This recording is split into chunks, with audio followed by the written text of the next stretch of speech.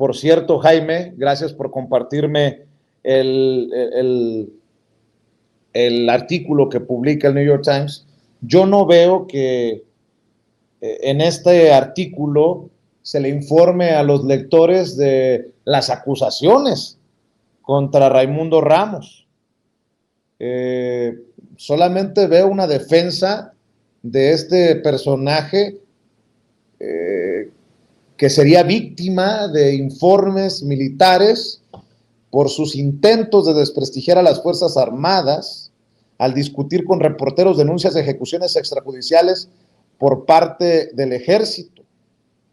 Pero yo no veo, pues, estos señalamientos contra Raimundo Ramos y estas grabaciones que además no están escondidas, están en las redes sociales, no las toma en cuenta el New York Times. Por eso pregunto si se trata de el golpeteo contra el gobierno sin la intención de contar la verdad, o al menos la verdad completa, si existe tal cosa, mi querido Jaime.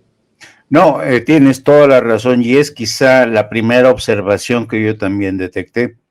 No hay la otra versión, no hay el otro rostro que fue denunciado, que ha sido denunciado por este colega periodista en la mañanera. ¿Esto qué quiere decir? Vamos a tratar de ser lo más esquemáticos. The New York Times le está concediendo el beneficio de la duda, y no es la primera vez, a criminales, a presuntos soplones, y no estoy hablando al tanteo, Te voy a dar un segundo ejemplo. Roland Bergman, el reportero que firma con Natalie el reporte sobre esto, que aparece en la primera plana del New York Times, que es muy sexy, el titular es muy escandaloso, y imagínate, para la derecha en México va a decir, ¿ya ven cómo México sí se está militarizando? Los militares nos están espiando, ¿no? Entonces, es interesante hablar de Roland Bergman. ¿Quién es Roland Bergman? Roland Bergman, que es parte del staff de New York Times en Tel Aviv. Roland Bergman es quien se lleva muy bien con la abogada que lleva el caso de Tomás Herón en Israel. ¿Te acuerdas cuando el New York Times publicó el viaje que hizo Alejandro Encinas a Israel? ¿Y te acuerdas cómo The New York Times publicó la grabación de esa conversación entre Alejandro Encinas y Tomás Herón? Cuando Alejandro Encinas le dice a Tomás Herón, oye, el gobierno no está empeñado en encarcelar nada más porque sí a gente, necesitamos de ayuda para saber el último destino de los 43 muchachos. Y Tomás Herón se niega. Bueno, el producto de esa grabación, el contenido de esa grabación, curiosamente, yo lo que creo que esa grabación la hizo la abogada que representa a Tomás Herón. Y esa abogada, que es especialista en limpiar el historial de criminales, se lo pasó a Roland Bergman, que la vendió como una exclusiva de New York Times.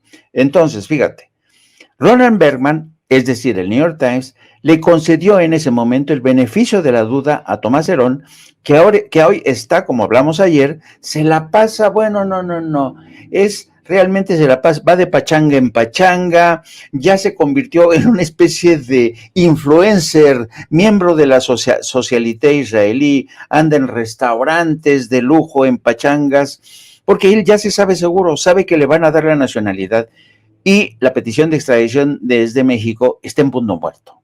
Entonces, ¿qué es lo que pasa aquí? El New York Times, o su gente, en este caso el reportero Roland Bergman, le da el beneficio de la duda a un criminal como Tomás Herón, y en esta segunda entrega que hace con la corresponsal de New York Times en México, prefieren darle el beneficio de la duda a Raimundo Ramos. ¿Qué está pasando aquí? Porque yo creo, y hace poco leí un artículo fantástico, ahorita se me va el nombre, de cómo la prensa extranjera realmente, en lugar de vender materiales que cumplan con este objetivo profesional de separar el grano de la paja, de buscar la verdad, no, están buscando historias sexys, escandalosas que puedan llamar la atención desde la primera plana, a golpe de vista. Eso lo ha hecho The Wall Street Journal, eso lo ha hecho The Washington Post, eso lo ha hecho The Guardian, y eso lo ha hecho ahora y lo sigue haciendo The New York Times. ¿Con el fin de qué?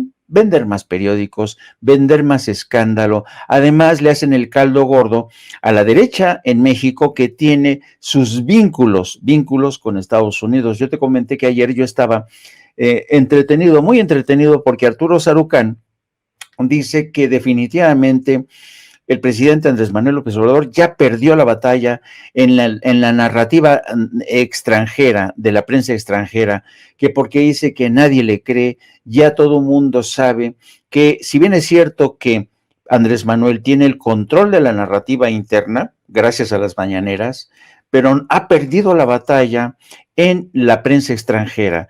Entonces, claro, aquí ya ves el objetivo de gente como Arturo Sarucán, que cabildean en medios, cabildean con periodistas, los periodistas, los corresponsales extranjeros aquí. ¿A quién van a recurrir? Siempre entrevistan, siempre consultan con esta gente, los Denis Dresser, los Raimundo Rivapalacio, los Alejandro Jope, los Héctor de Mauleón, que les dicen, no, este gobierno está de la chingada, ¿no?